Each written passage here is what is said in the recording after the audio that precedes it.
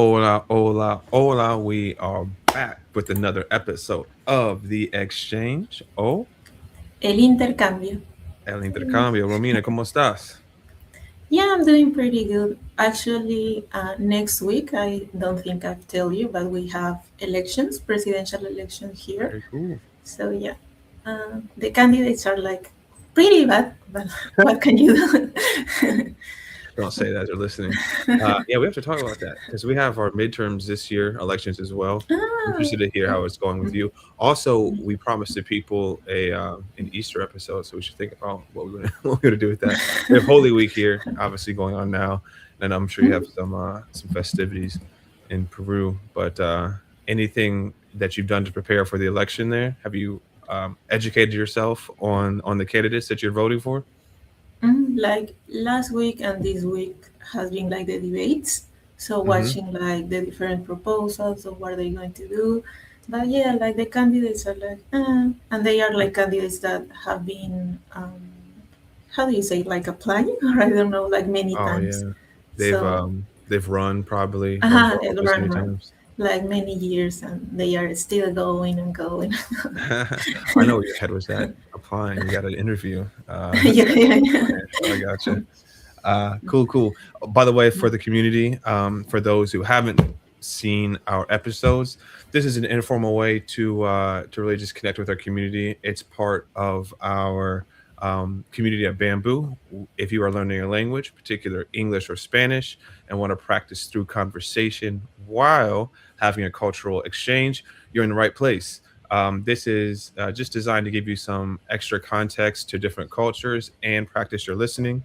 We have bilingual episodes, we have Spanish episodes, and this is an English episode.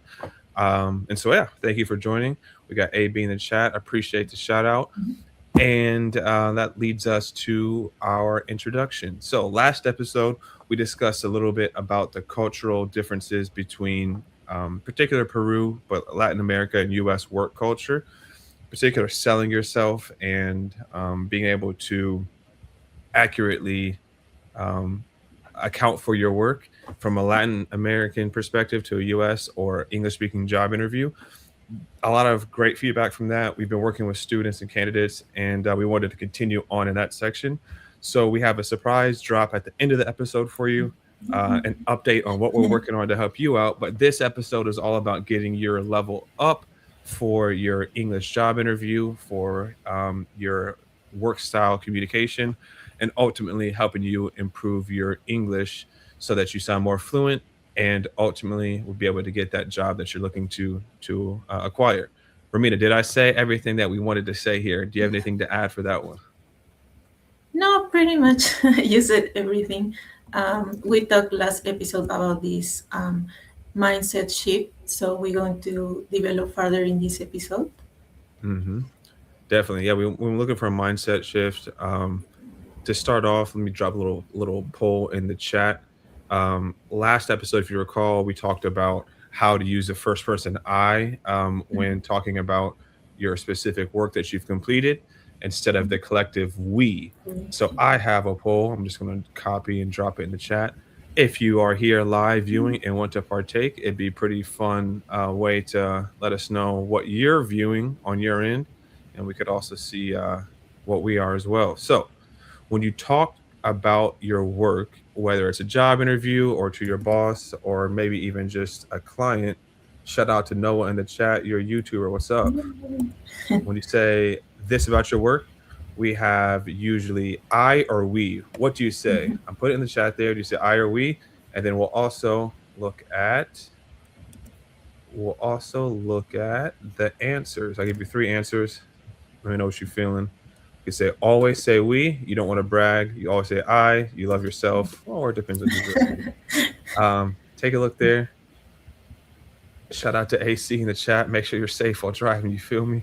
Uh, also, when looking at saying I or we, part of that context is in Latin America and even in the U.S. as well. Sometimes you don't want to brag or sound that you're Yes. arrogant. Say I did this, I did this, I did this. Romina, how does it sound in, let's just say, Peru or in your context, when people always talk about I instead of the collective we? Does that come off in bad manners improve? Yeah, I say like in a business standpoint, if a person is everything like people will be like, oh, he's maybe a little bit arrogant, like he's not Hmm. recognizing maybe like the team effort. That's why I Hmm. think our mindset is more like we did this as a team. Hmm. When instead we should be saying like, no, I did this part of the project, I Hmm. leverage, I develop this part, I Hmm. deliver these results. But yeah, I think it's a mindset that we have to shift here in Latam. Yeah, agreed. I think the mindset shift is interesting because a lot of times, especially like a leadership, you want somebody to say we collectively as a team. But so it depends on the context, but definitely in a job interview, you want to say I did something because the recruiter might think that you were just a spectator or you just viewed the project being done instead of actually being able to do it yourself. You also said something good and interesting there with the word leverage, I think you said, or spearheaded. Oftentimes, and something that we work with our students on is pairing that first person I with an English power verb. We call it a power verb, but it really just states essentially a way to use this verb to account for your work. So instead of saying we completed a project, it could be I led the project or I spearheaded the project. And so that sounds a lot better to a recruiter or a boss or a manager that they, in fact, led the project and or are having those leadership skills that we want to see in this position versus they were just part of a team that did it. And so what we usually coach is first person I, English power verbs, spearheaded, leveraged, um, led, if you will, a specific effort. And then we always want to use some of those specific skill sets that you would use in that job, right? So in marketing, I leveraged Google Analytics to gain insights, for example, things like that. Do you use English power verbs? We call it in your day to day, Romina, or do you? How does that look for you when you vouch for your Uh, work or in job interviews and things like that? mm, I think, for example, spearheaded, I didn't know it that much. I've just Hmm. recently discovered that power verb, but like maybe lead, deliver, or like execute, Hmm. organize. There you go. Those are the ones that I usually used in like interviews. But yeah, Hmm. I think it's still something that in Latam we have to like work because we are so used to like this team, let's say team effort, and we Hmm. need to acknowledge more like our own job, our own Hmm. the own things that we accomplish in our job. That makes sense.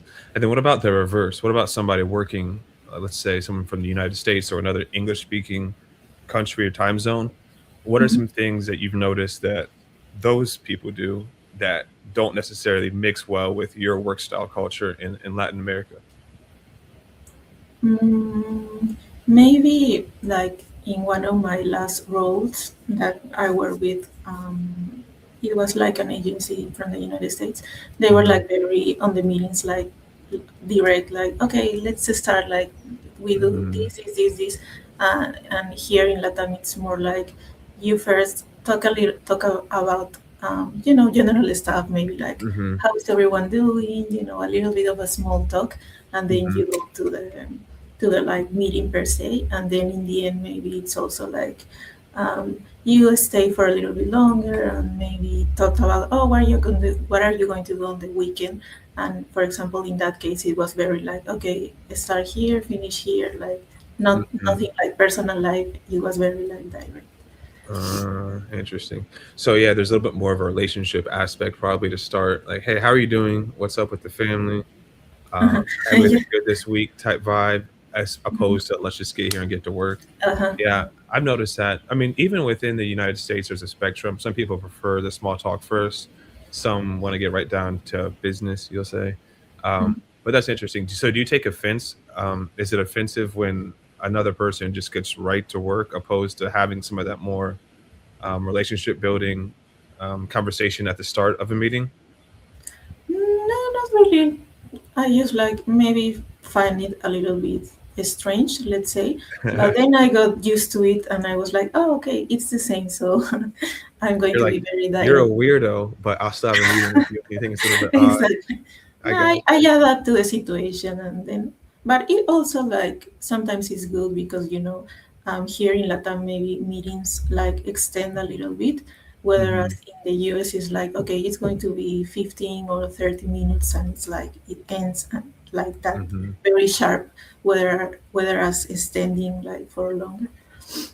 Yeah, yeah. Or ahorita, no? We talked about last time. It Yeah. might end, it might not end. We should start at 10:30. Maybe it's a little bit later. No, I'll get there.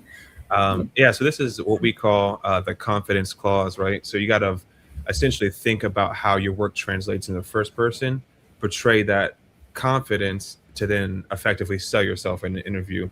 With that being said, it's always dependent on the person you're talking to and the role. So you don't want to oversell yourself or try to say something that doesn't necessarily fit, but just some things to consider from a standpoint of two people who sit in that space, Ramina and I, who have worked across border, know a lot of people working in different regions and have different cultural backgrounds. Something to consider.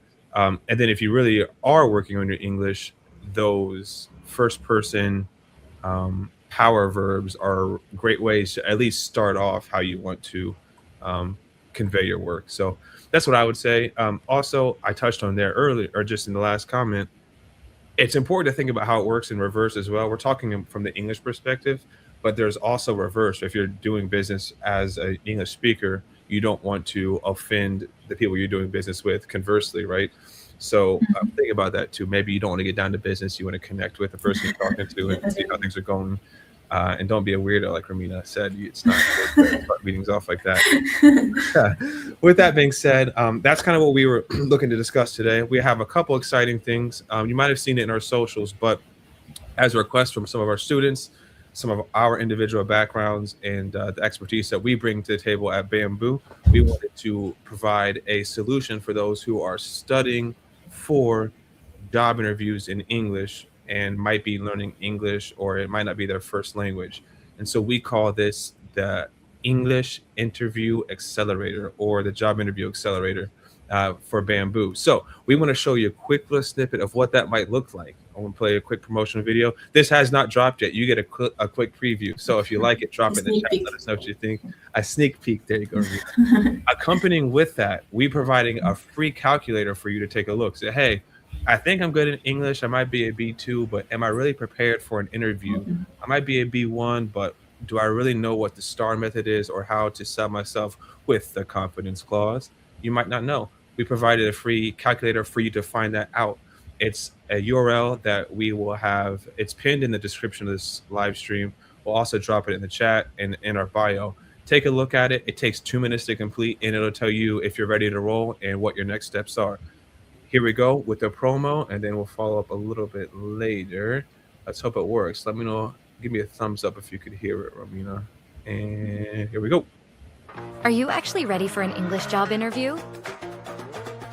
We built a free test to show you exactly where you stand. Interview skills assessed across key areas, recruiters measure. Personalized gap analysis and recommendations. Framework used by our coaching team. English interview diagnostic. Stop guessing, start knowing. All right. So there you see it. Free on your phone or your desktop. Take a look. You'll know exactly where you stand, and you can follow up with us if you're interested or practice by yourself. But that's part of our extension to provide value to the community from the lens of not only just conversation and fluency, but to really apply that skill set to something that you're interested in pursuing. Um, what we talked about with the confidence clause, what we talked about with selling yourself is wrapped up in there. We have 6 modules, and we're super excited for you to take a look. So let us know your feedback. Amina, what do you think? Anything else you want to mention about that? No, yeah, it's like a really great tool because sometimes I feel like people here in Latam say like, "Oh yeah, I'm so ready for like an English interview," and like with this tool, they are going to ask you questions that make you like reflect, like, "Am I really prepared?" and give you a score to see like, "Are you really prepared?" or where are the areas that you need to maybe improve. So it's really a really great tool and it's free. So you should give it Exactly. a go. Yeah, Romina tells me that she has seen in the past people put fake WhatsApp numbers into the form, so don't do that if you mind. Also, that reminds me for the next point. Whoever's giving us dislikes on our content, show yourself. We don't understand what's going on here. We're getting some good circulation, and and the promotions are going well. We just want to provide value to you. There's no need to spread the hate. Like last time when you were talking crazy to Romina in the comments, I said you're not welcome here. No more dislikes or get out. You feel me? While we're here, I don't know what you think, 30 likes on this episode to help make sure that we can circulate some of the free valuable content that we're giving to you. Romina, I know you want to say something in Spanish. What you got for us? Sí, aprovechen esta herramienta gratuita que les va a ayudar un montón, sobre todo a nosotros que somos hispanohablantes y creemos que sabemos como tal vez expresarnos en inglés, pero una cosa es saber inglés y otra cosa es expresarte realmente bien para entrevistas y tiene en consideración muchos aspectos de reclutamiento, entonces vas a saber si realmente estás listo para una entrevista en inglés y también te da feedback para saber en qué aspectos tienes que mejorar. Toma muy poquito tiempo y es gratis, así que aprovechen. Oh yeah, I thought you were gonna say something about Instagram though. But yeah, shout out to the interview calculator. Make sure you take a Yeah. look. It'll help you out. Instagram, I'll tell you. Ramina wants you to give us a follow, drop us a DM. I don't think anyone's claimed their free month of learning yet either. So that's in last episode. We pinned it in the comments. DM us on IG and you'll get a free month of unlimited conversation classes with us. And I think that's it. We just wanted to provide you a brief little snapshot on some value to add to your business workflow, to connect with people across borders, to show some love, and hopefully achieve some of those language and career goals that you are looking for.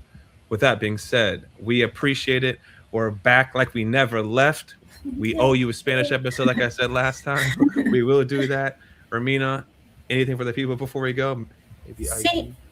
ajá, sí, sí, sí. Y síganos en Instagram, que aparte de esta herramienta vamos a estar lanzando nuevas series que son muy útiles para todo este tema de entrevistas en inglés. Así que prepárense para todo ese contenido que les va a servir un montón y que interactúen con él, pónganle like, guárdenlo porque realmente es muy útil. Así que síganos por ahí.